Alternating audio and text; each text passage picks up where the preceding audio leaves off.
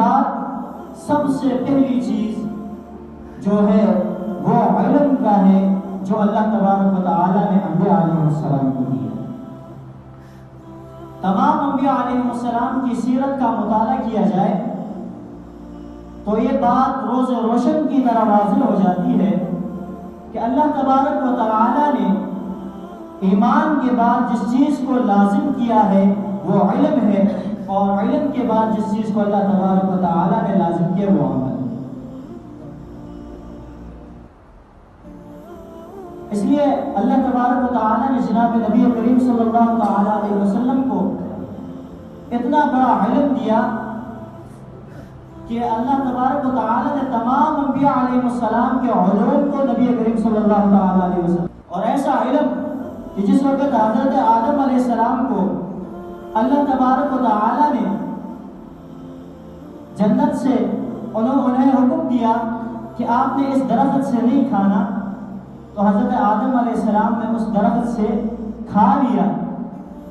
تو اللہ تبارک و تعالیٰ کا حکم ہوا کہ اب آپ جاؤ اور زمین کے اندر مشقتوں کو جھیلو۔ حضرت آدم علیہ السلام خاموش رہے اور جواب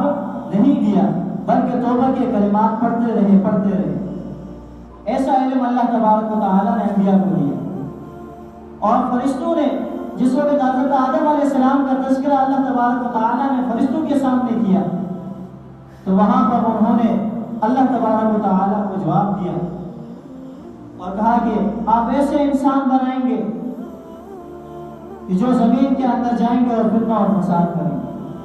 تو اللہ تبارک و تعالیٰ نے بعد میں ان کے علم کی کمی کو ظاہر کرتے ہوئے اللہ تبارک و تعالیٰ نے فرمایا کہ میں وہ جانتا ہوں جو تم نہیں جانتے۔ أَلَمْ أَقُلْ لَكُمْ إِنِّي أَعْلَمُ غَيْبَ السَّمَاوَاتِ وَالْأَرْضِ، کیا میں نے تم سے نہیں کہا تھا کہ غیب کے علم اللہ تبارک و تعالیٰ ہی جانتا۔ جناب نبی کریم صلی اللہ تعالیٰ علیہ وسلم کو جب معراج ہوئی، اللہ کے دربار میں گئے تو اللہ نے پوچھا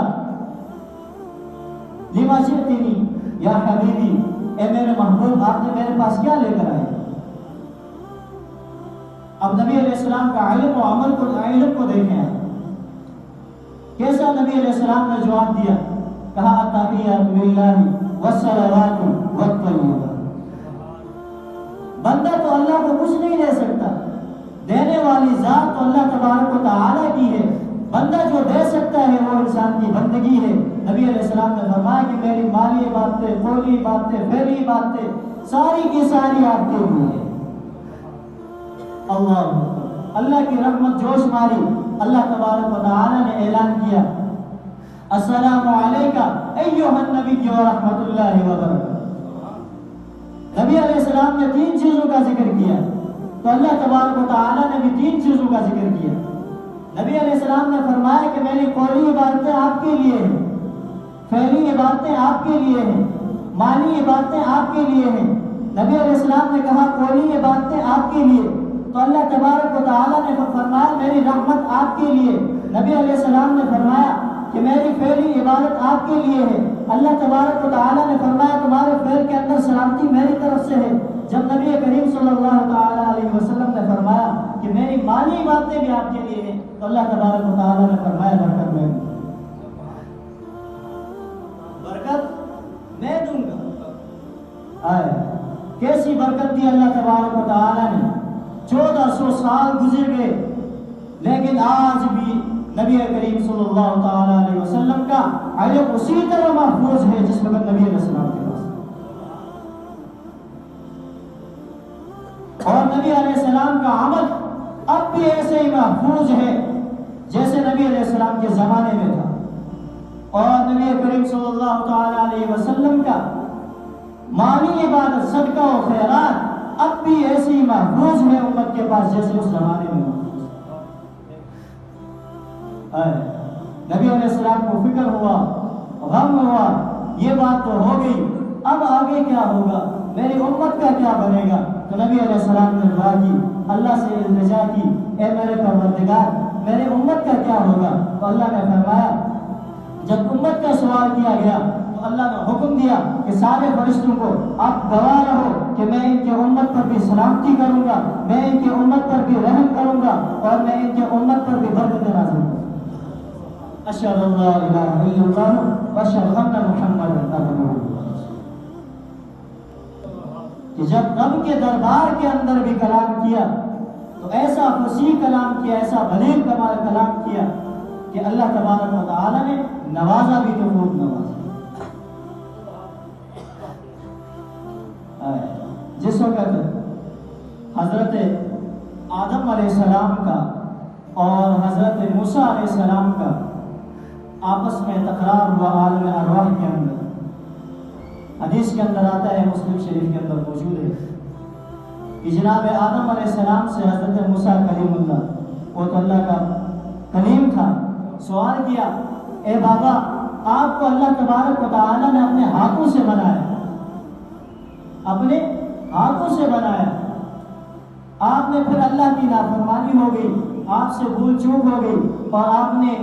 اس درخت کے قریب گئے اور کھایا اور ساری انسانیت کو مشقت کے اندر ڈالا۔ تو حضرت آدم علیہ السلام نے کہا کہ موسیٰ تو وہی موسیٰ ہے کہ جس کو اللہ نے تورات دی ہے؟ کہا جی میں وہی موسیٰ ہوں۔ تو حضرت موسیٰ علیہ السلام سے مخاطب ہو کے کہا کہ جو موسیٰ کیا تمہارے تورات کے اندر یہ نہیں ہے کہ 40 سال پہلے، میرے بنانے سے 40 سال پہلے اللہ تبارک و تعالی نے تقدیر کے اندر یہ فیصلہ کر دیا تھا کہ مجھ سے یہ بھول چوک ہوگی اور مجھے دنیا میں آنا پڑے گا؟ علیہ السلام نے فرمایا کہ حضرت آدم علیہ السلام حضرت موسیٰ علیہ السلام سے جیت گئے، موسیٰ علیہ السلام سے جیت گئے۔ اب حضرت آدم علیہ السلام کا علم دیکھیں، علم کے اندر عبودیت کا ہونا ضروری ہے کہ جس وقت حضرت آدم علیہ السلام نے اللہ کے دربار کے اندر جب اللہ نے کہا کہ میں نے تم سے کہا تھا کہ نہ کھاؤ اس درخت سے تو تم نے کیوں کھایا، حضرت موسیٰ علیہ السلام نے اس وقت حضرت جناب اللہ تبارک و تعالی کو وہ جواب نہیں دیا جو حضرت آدم علیہ السلام کو، حضرت موسیٰ علیہ السلام کو دیا۔ وہاں پر اس نے اپنی تقدیر کو مخاطب رکھا، اپنے عبودیت کو ظاہر کرتے ہوئے حضرت آدم علیہ السلام نے کہا کہ اللہ مجھ سے غلطی ہو گئی، ربنا ظلمنا انفسنا، اللہ میں نے اپنے اوپر ظلم کیا، ہم نے اپنے اوپر ظلم کیا، ہمیں معاف کر دیجیے۔ تو ایمان کے بعد دوسری چیز علم ہے، اور علم کے اندر عبودیت کا ہونا ضروری ہے، ورنہ آپ اندازہ لگائیں کہ جو علم اللہ تبارک و تعالی نے فرشتوں کو دیا تھا وہی علم حضرت اللہ تبارک و تعالی نے شیطان کو بھی دیا تھا، لیکن جس وقت اس کے اندر سے عبودیت ختم ہو گئی تو اس نے بغاوت کا اعلان کیا اور اپنے آپ کو بڑا سمجھا اور اپنے آپ پر تکبر کو ظاہر کیا اور کہا کہ مجھے تو آپ نے آگ سے پیدا کیا ہے اور حضرت آدم علیہ السلام کو مٹی سے پیدا کیا ہے، اور مٹی ادنا ہوتی ہے اور آگ اعلیٰ ہوتی ہے۔ آج کل کی بات بربر سمجھتے ہیں کہ بھائی نور اعلیٰ ہوتا ہے بشر کم ہوتا ہے، تو یہ بات غلط ہے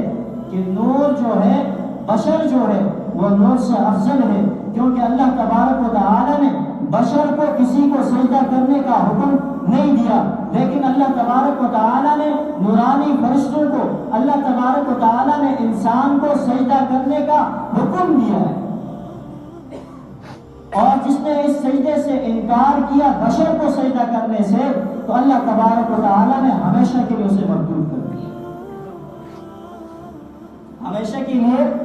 اسے مردود کر دیا اور رام نے درگاہ کر دیا